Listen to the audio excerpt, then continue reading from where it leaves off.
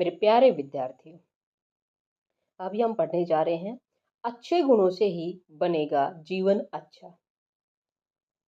ये पाठ नैतिक शिक्षा का कक्षा 10वीं के पाठ्यक्रम में संकलित है। इस पाठ का उद्देश्य है विशेषकर बच्चों के लिए कि हमें जीवन में अच्छे गुणों को अपनाना चाहिए। अच्छे गुणों को अपनाएंगे तभी हमारा जीवन अच्छा बनेगा।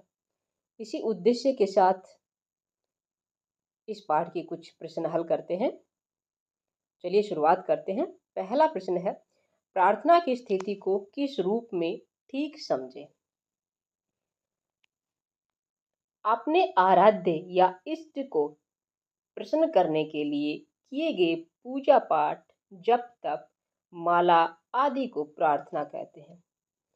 मतलब आप अपने भगवान को, आप जिस भी भगवान को मानते हैं उसकी पूजा करते हैं, जप तप करते हैं, माला जाप करते हैं, यही आपके लिए क्या है? प्रार्थना है। प्रार्थना करने वाले व्यक्ति की प्रार्थना तभी सफल होती है जब उसे मन, कर्म और वचन से किया जाए। यानी कि प्रार्थना को हम कैसे करें? मन से करें, कर्म से करें और वचन से करें। केवल बाहर से दिखावे के लिए की गई प्रार्थना प्रार्थना नहीं होती। हमारी प्रार्थना तभी सफल होगी जब हम उसे अंदर के मन से करेंगे, यानी कि सच्चे मन से करेंगे, भगवान को सच्चे मन से जपेंगे, उनका ध्यान लगाएंगे, तभी हमारी प्रार्थना सफल होगी। प्रार्थना की इसी स्थिति को हम प्रार्थना समझे, दिखावे को प्रार्थना नहीं कह सकते। ठीक है, चलिए उम्मीद करती हूँ आपको ये प्रश्न समझ में आ गया होगा। अगले प्रश्न पे चलते हैं, देखते हैं क्या है। और प्रश्न आपके स्क्रीन पे आ गया है। ये है, अर्जुन ने प्रार्थना के स्वरूप में भगवान के समक्ष क्या स्वीकार किया? भगवान यानी कि श्री कृष्ण के समक्ष क्या स्वीकार किया? उत्तर है, अर्जुन ने प्रार्थना के स्वरूप में भगवान के समक्ष ये बात कही कि हे भगवान, इस युद्ध में मैं 100 जनों को मारकर कल्याण नहीं देखता। देखिए बेटा, जब अर्जुन का मनोबल पूरी तरह से क्षीण हो गया था, टूट गया था, वो एक तरह से अपने आप को हारा हुआ समझ रहे थे, क्योंकि उनके सामने अक्षौहिणी सेनाएं खड़ी थी। उनको इस सेनाओं का भय नहीं था, लेकिन अपने 100 जनों को अपने सामने देखकर उनका दिल अंदर से कांप गया, उनका मनोबल कमजोर पड़ गया था। और उस समय भगवान श्री कृष्ण ने उनके मनोबल को बढ़ाने के लिए उन्हें प्रेरित किया, गीता का उपदेश दिया। तो उस समय जब उनका मनोबल हार गया था, अंदर से टूट गए थे वो, तब उन्होंने कहा कि इस युद्ध में मैं अपने 100 जनों को, यानी कि अपने प्रिय जनों को मार कर कल्याण नहीं देखता, कि मेरा कोई कल्याण नहीं होगा। हे कृष्ण, मैं तो विजय चाहता हूँ, मैं न तो विजय चाहता हूँ और न ही 100 जनों की इच्छा है, माफी चाहूंगी, न ही सुखों की इच्छा है। गोविंद, हमें ऐसे राज्य से क्या प्रयोजन होता है जो अपनों को मार कर मिले? उसके मन में आया कि ऐसा राज्य लेके मैं क्या करूंगा जिसमें मुझे मेरों के ही लाशें बिछानी पड़े। ऐसा राज्य मुझे नहीं चाहिए। अर्जुन ने ये कहा, हे भगवान, ऐसे जीवन का भी क्या लाभ जिसमें अपनों को मारने का पाप लगे? ऐसा कहकर शोक से आवेग को न सहन करते हुए अर्जुन बाण धनुष को त्याग कर रथ के पिछले भाग में जाकर बैठ गए। यानी कि उन्होंने अपना धनुष बाण रख दिया और रथ के पीछे जाके बैठ गए थे। ठीक है, ये उन्होंने प्रार्थना के स्वर में कहा था। चलिए अगला देखते हैं। स्तुति प्रार्थना करने से क्या प्रभाव पड़ सकता है? स्तुति यानी कि प्रार्थना, प्रशंसा, भगवान की पूजा पाठ। स्तुति या प्रार्थना में भक्त द्वारा अपने इष्ट देव का ऐसा गुणगान होता है जिसमें वह अपने आराध्य के रूप, स्वरूप, महिमा एवं संसार के संरक्षण में उसकी भूमिका आदि का वर्णन करता है। मतलब स्तुति या प्रार्थना में भक्त अपने भगवान का गुणगान करता है, उसकी महिमा का वर्णन करता है। तन्मय होकर आराध्य की उपासना एवं प्रार्थना से भक्त की आस्था का प्रकाशन होता है। जितनी वो तन्मयता के साथ, जितनी शुद्धता के साथ, जितना मन लगा के भगवान की पूजा करता है, भगवान में ध्यान लगाता है, भगवान भी उस भक्त से प्रसन्न होते हैं। इसके साथ ही भक्त में भगवान के प्रति निरंतर दृढ़ता आती है। और तन में होकर प्रार्थना करेगा भक्त, तो उसमें भगवान के प्रति दृढ़ता आएगी, विश्वास आएगा। चलिए अगला प्रश्न देखते हैं। और ये है, विद्यार्थी जीवन में आप ईश्वर को कैसे प्रसन्न कर सकते हैं? ये प्रश्न आपसे है, आपकी बुद्धि पर निर्भर करता है कि आप भगवान को कैसे प्रसन्न करोगे। आप विद्यार्थी हो, विद्यार्थी के रूप में आप भगवान को कैसे प्रसन्न करोगे? तो देखते हैं कैसे प्रसन्न करोगे। विद्यार्थी जीवन में मेरा एकमात्र लक्ष्य अपनी पढ़ाई है। ये आप अपनी सुविधा के अनुसार आप किस रूप में आप भगवान को मानते हो, किस रूप में भगवान को प्रसन्न करोगे, कैसे करोगे, ये आपको लिखना है। फिर भी अपने अंदर आत्मविश्वास की भावना जगाने के लिए मैं अपने माता पिता के द्वारा जो धार्मिक कार्य होते हैं उनमें भाग लेकर ईश्वर को प्रसन्न कर सकता हूँ या कर सकती हूँ। सप्ताह में एक दो बार मंदिरों में जाकर देवी देवताओं के दर्शन करके उन्हें प्रसन्न करने का कार्य कर सकता हूँ या कर सकती हूँ। आप कैसे भी, जो भी आपके मन में हो, जिस तरीके से आप भगवान को प्रसन्न कर सकते हो वही लिख दीजिएगा। ठीक है, तो चलिए आगे बढ़ते हैं। अगला प्रश्न देखते हैं क्या हो सकता है। और यह आ गया है, ईश्वर का प्रेम कैसे प्राप्त कर सकते हैं? हम अपने धर्म मार्ग का अनुसरण करते हुए ईश्वर को प्रसन्न कर सकते हैं। धर्म के मार्ग का अनुसरण करें, धर्म के मार्ग पर चलें और अपने ईश्वर को प्रसन्न करें। गीता के अनुसार धर्म का अर्थ है नीति, न्याय, सद्गुण, परहित की भावना। परहित यानी कि दूसरे की भलाई की भावना और मानवता की सेवा। क्या कर सकते हैं हम? नीति का पालन कर सकते हैं, न्याय का कर सकते हैं, सद्गुणों को अपना सकते हैं, पर ही दूसरे की भलाई कर सकते हैं और मानवता की सेवा कर सकते हैं। ठीक है, और इस तरह भगवान हमसे प्रसन्न हो जाएंगे। जीवन में इन सद्गुणों को अपनाते हुए हमारे जो भी आराध्य हैं उनका सच्चे मन से ध्यान करें, उनकी पूजा स्तुति आराधना करें, तो ईश्वर प्रसन्न हो सकते हैं। ठीक है, इन गुणों को अपना के हम ईश्वर को प्रसन्न कर सकते हैं, सच्चे मन से उनकी आराधना कर सकते हैं, बाह्य आडंबरों का, दिखावे का प्रयोग ना करें। तो ये इस पाठ के प्रश्न थे। उम्मीद करती हूँ आपको समझ में आ गए होंगे, अच्छे लगे होंगे। फिर मिलते हैं अगली क्लास में अगली कड़ी के साथ। तब तक आप ऐसे ही बने रहिएगा, सहयोग करते रहिएगा, लाइक शेयर एंड सब्सक्राइब करें।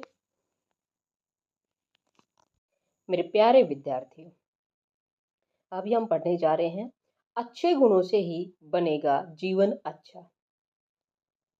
ये पाठ नैतिक शिक्षा का कक्षा 10वीं के पाठ्यक्रम में संकलित है। इस पाठ का उद्देश्य है विशेषकर बच्चों के लिए कि हमें जीवन में अच्छे गुणों को अपनाना चाहिए। अच्छे गुणों को अपनाएंगे तभी हमारा जीवन अच्छा बनेगा। इसी उद्देश्य के साथ इस पाठ के कुछ प्रश्न हल करते हैं। चलिए शुरुआत करते हैं। पहला प्रश्न है, प्रार्थना की स्थिति को किस रूप में ठीक समझें? अपने आराध्य या इष्ट को प्रसन्न करने के लिए किए गए पूजा पाठ, जप तप, माला आदि को प्रार्थना कहते हैं। मतलब आप अपने भगवान को, आप जिस भी भगवान को मानते हैं उसकी पूजा करते हैं, जप तप करते हैं, माला जाप करते हैं, यही आपके लिए क्या है? प्रार्थना है। प्रार्थना करने वाले व्यक्ति की प्रार्थना तभी सफल होती है जब उसे मन, कर्म और वचन से किया जाए। यानी कि प्रार्थना को हम कैसे करें? मन से करें, कर्म से करें और वचन से करें। केवल बाहर से दिखावे के लिए की गई प्रार्थना प्रार्थना नहीं होती। हमारी प्रार्थना तभी सफल होगी जब हम उसे अंदर के मन से करेंगे, यानी कि सच्चे मन से करेंगे, भगवान को सच्चे मन से जपेंगे, उनका ध्यान लगाएंगे, तभी हमारी प्रार्थना सफल होगी। प्रार्थना की इसी स्थिति को हम प्रार्थना समझे, दिखावे को प्रार्थना नहीं कह सकते। ठीक है, चलिए उम्मीद करती हूँ आपको ये प्रश्न समझ में आ गया होगा। अगले प्रश्न पे चलते हैं, देखते हैं क्या है। और प्रश्न आपके स्क्रीन पे आ गया है। ये है, अर्जुन ने प्रार्थना के स्वरूप में भगवान के समक्ष क्या स्वीकार किया? भगवान यानी कि श्री कृष्ण के समक्ष क्या स्वीकार किया? उत्तर है, अर्जुन ने प्रार्थना के स्वरों में भगवान के समक्ष ये बात कही कि हे भगवान, इस युद्ध में मैं 100 जनों को मारकर कल्याण नहीं देखता। देखिए बेटा, जब अर्जुन का मनोबल पूरी तरह से क्षीण हो गया था, टूट गया था, वो एक तरह से अपने आप को हारा हुआ समझ रहे थे, क्योंकि उनके सामने अक्षौहिणी सेनाएं खड़ी थी। उनको इस सेनाओं का भय नहीं था, लेकिन अपने 100 जनों को अपने सामने देखकर उनका दिल अंदर से कांप गया, उनका मनोबल कमजोर पड़ गया था। और उस समय भगवान श्री कृष्ण ने उनके मनोबल को बढ़ाने के लिए उन्हें प्रेरित किया, गीता का उपदेश दिया। तो उस समय जब उनका मनोबल हार गया था, अंदर से टूट गए थे वो, तब उन्होंने कहा कि इस युद्ध में मैं अपने 100 जनों को, यानी कि अपने प्रियजनों को मार कर कल्याण नहीं देखता, कि मेरा कोई कल्याण नहीं होगा। हे कृष्ण, मैं तो विजय चाहता हूँ, मैं न तो विजय चाहता हूँ और न ही 100 जनों की इच्छा है, माफी चाहूंगी, न ही सुखों की इच्छा है। गोविंद, हमें ऐसे राज्य से क्या प्रयोजन होता है जो अपनों को मार कर मिले। उसके मन में आया कि ऐसा राज्य लेके मैं क्या करूंगा जिसमें मुझे मेरों के ही लाशें बिछानी पड़े। ऐसा राज्य मुझे नहीं चाहिए। अर्जुन ने ये कहा, हे भगवान, ऐसे जीवन का भी क्या लाभ जिसमें अपनों को मारने का पाप लगे। ऐसा कहकर शोक से आवेग को न सहन करते हुए अर्जुन बाण धनुष को त्याग कर रथ के पिछले भाग में जाकर बैठ गए।